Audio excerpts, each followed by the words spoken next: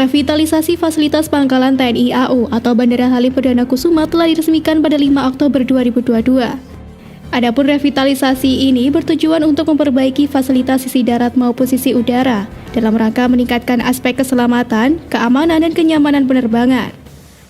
Sesuai dengan Peraturan Presiden Nomor 9 Tahun 2022, pekerjaan revitalisasi mencakup penyihatan landas pacu dan landas hubung, peningkatan kapasitas landas parkir pesawat udara Narate Tama dan Naratama, renovasi bangunan operasi, perbaikan sistem drainase di dalam bandara, dan penataan fasilitas lain yang perlu disesuaikan akibat pekerjaan revitalisasi. Pada fasilitas sisi darat, setelah revitalisasi landas pacu yang berukuran 3.000 meter x 45 meter, kini sudah layak untuk melayani pesawat berbadan lebar misalnya Boeing 777.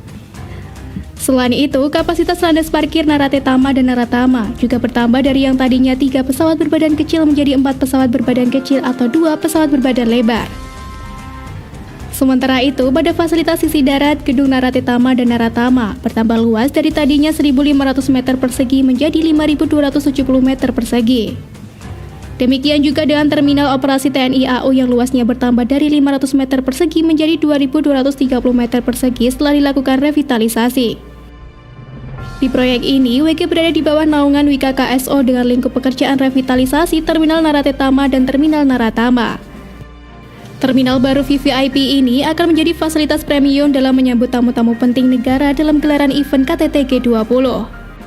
Diketahui, pengerjaan revitalisasi ini sendiri berlangsung selama 178 hari kalender, terhitung mulai 15 Maret 2022 hingga 9 September 2022. Menteri Perhubungan Budi Karya Sumadi pun mengatakan bahwa desain terminal VVIP Bandara Halim Perdana Kusuma mengusung kearifan lokal dengan sentuhan modern. Terminal baru VVIP ini akan menambah kepercayaan diri Indonesia sebagai tuan rumah ketika menyambut tamu-tamu penting negara dalam presidensi Indonesia pada KTT G20.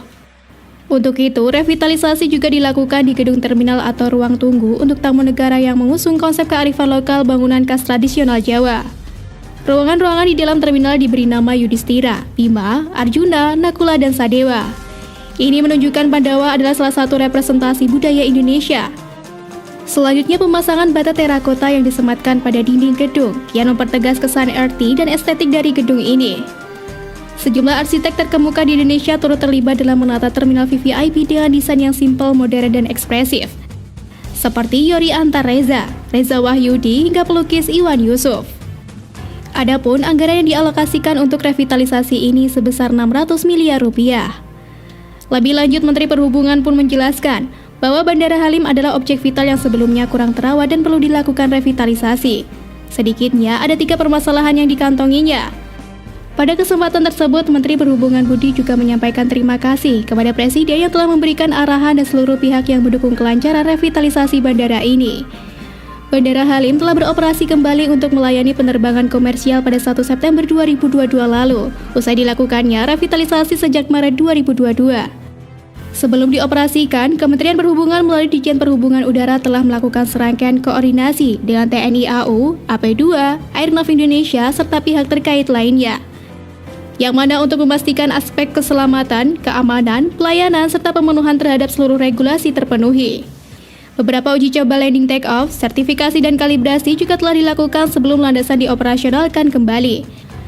Dengan panjang runway 3.000 meter, semua jenis pesawat hingga Boeing 747 dan 777 bisa mendarat di bandara ini.